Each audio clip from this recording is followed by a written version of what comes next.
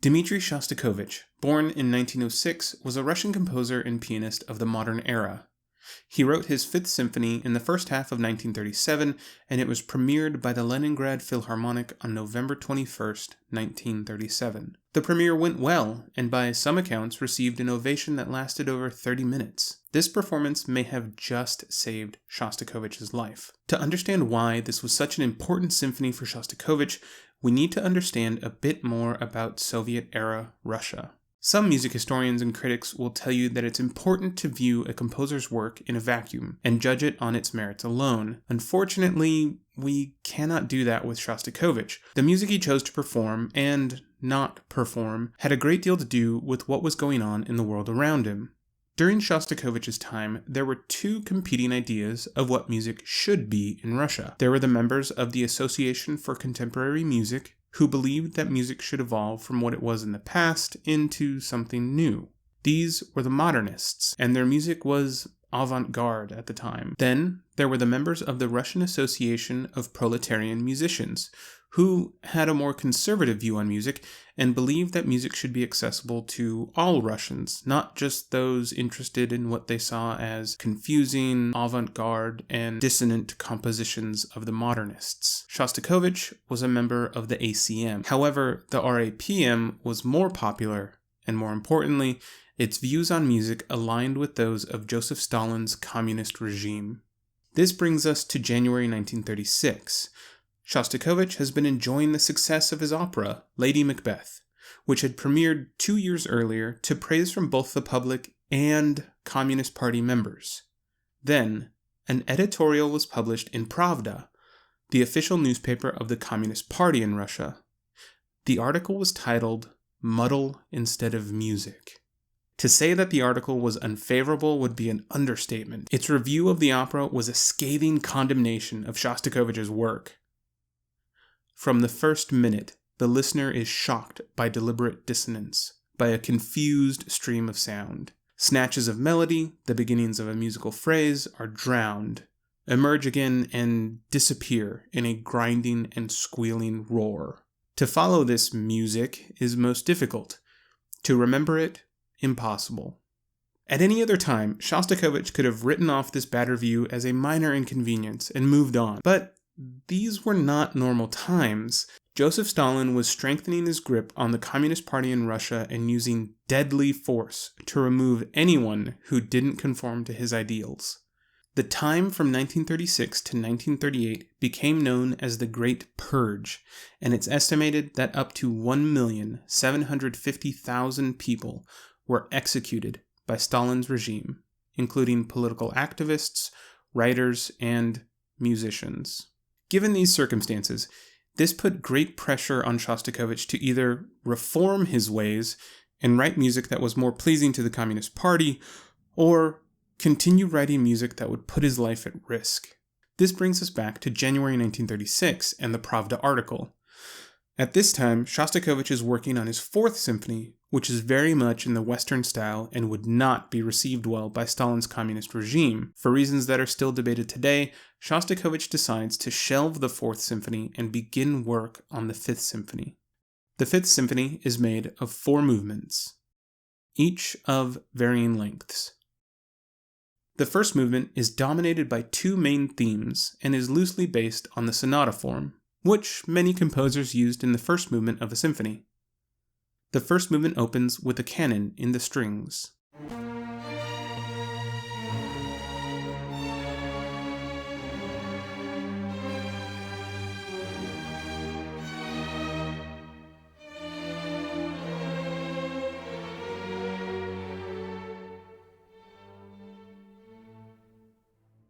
Then, we hear the first theme from the violins.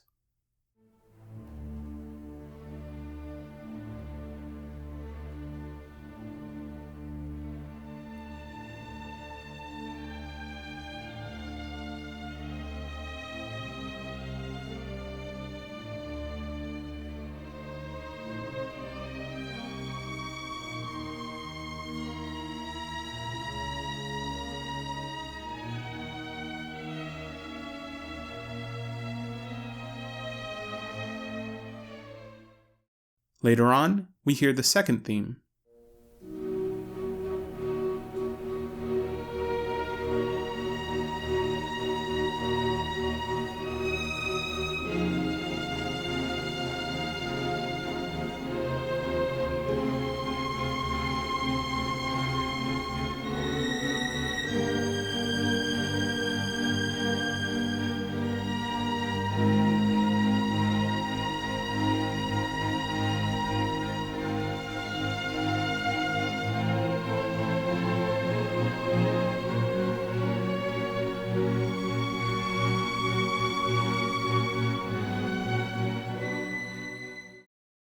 These two themes are then expanded in the development section by having different instruments play the theme and in different styles, including a march section.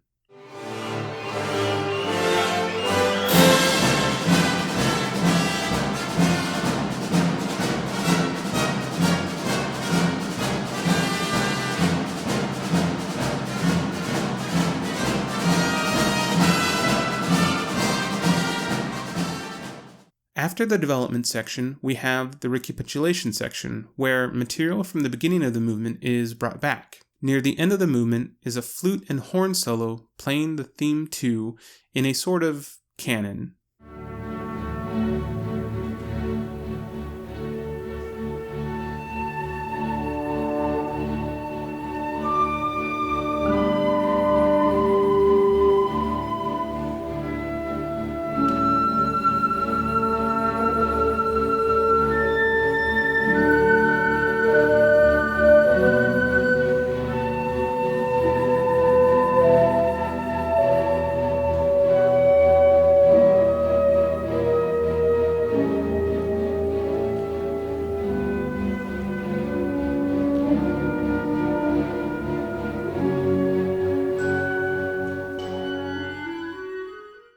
Then the same material is played by the piccolo and violin. The movement ends with the cellist playing this rising figure and slowly fading away.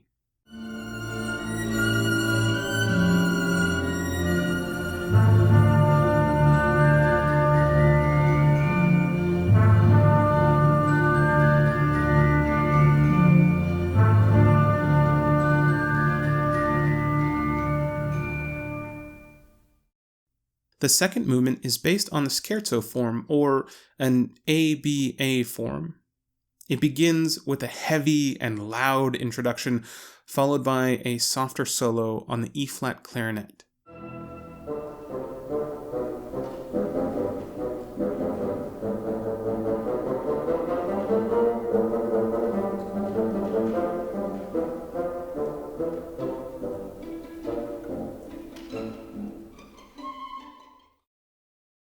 There is also a theme played in the woodwinds that we will hear again later on.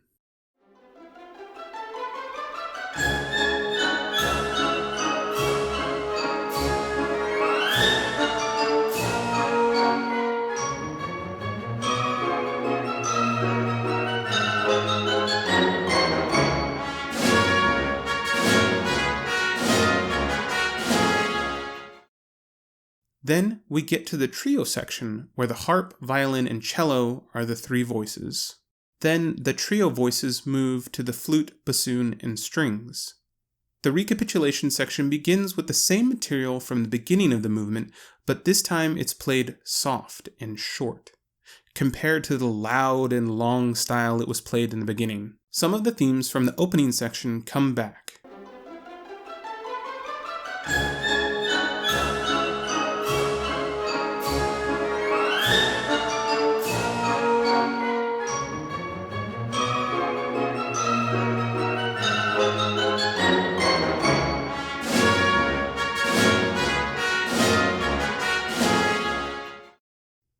And the movement ends like it began, sounding like an off-kilter music box.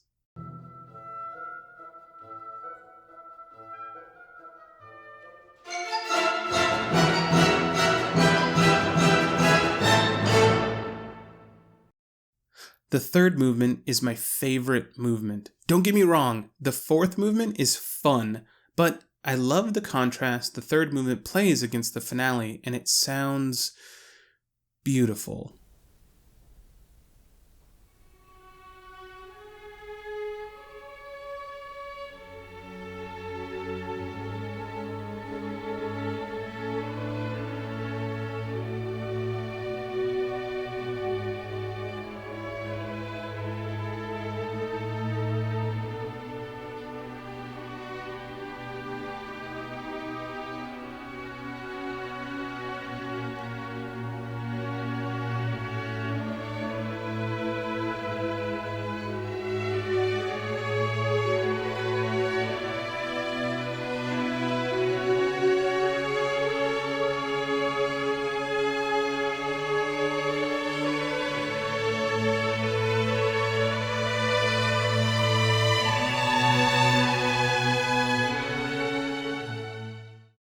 One thing you'll notice about this movement is that there is no brass. So right away, there is a more limited palette of sounds in this movement. Then we have a flute solo with a melody from the first movement.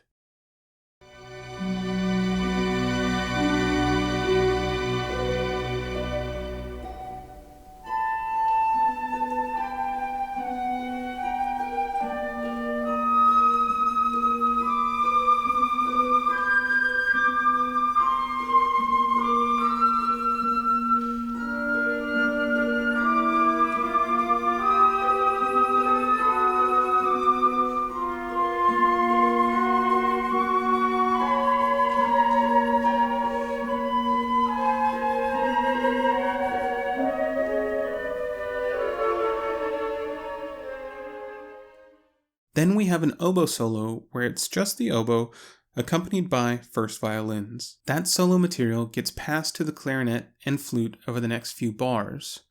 Then the music builds to a point where that same material is being played in the cellos.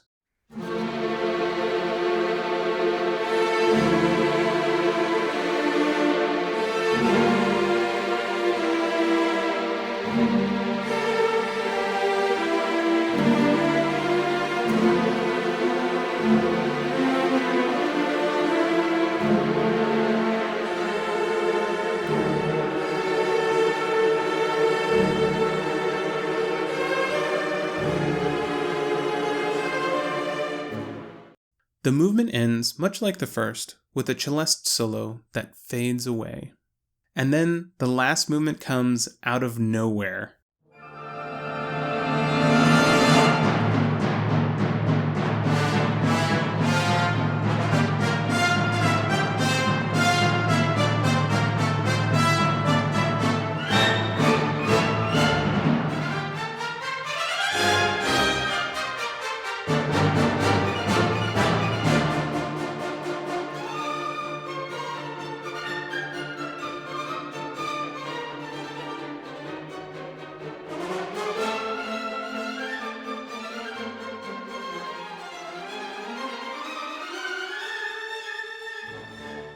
After this opening phrase, the melodies there are developed until we get to a new theme played by the trumpet.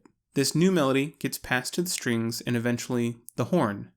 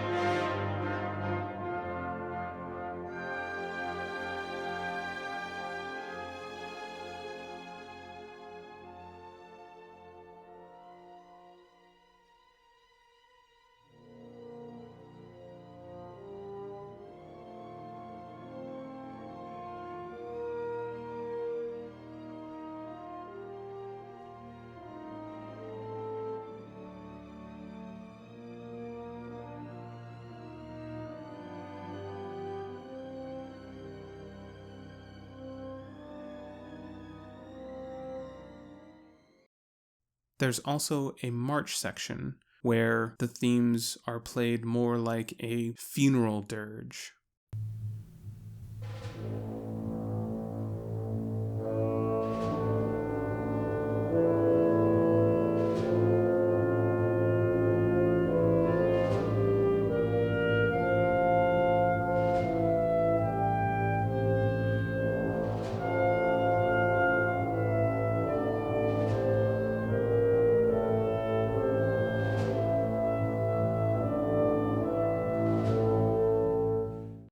Then the piece builds and builds until we get to the point where the piece is going to change from a minor key into a major key. This would symbolize good defeating evil, victory, celebration. And whether or not this is sincere on Shostakovich's part is a point that is still debated today.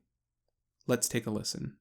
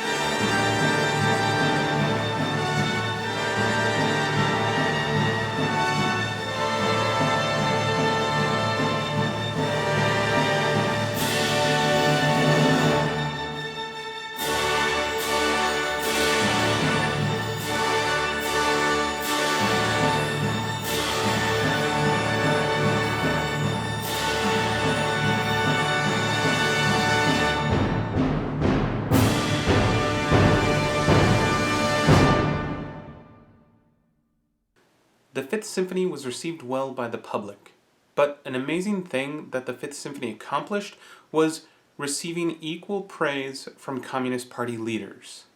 They saw the Fifth Symphony as Shostakovich tempering his modernist tendencies and writing music that was more accessible to the public. This video just scratches the surface of Shostakovich and his music. If you get a chance, listen to the complete Fifth Symphony and more of his music as well. There's one recording in particular of Leonard Bernstein conducting the New York Philharmonic where Bernstein takes that last movement ridiculously fast. It's a pleasure to listen to, so check that out if you can. Thank you for watching. I'll see you next time.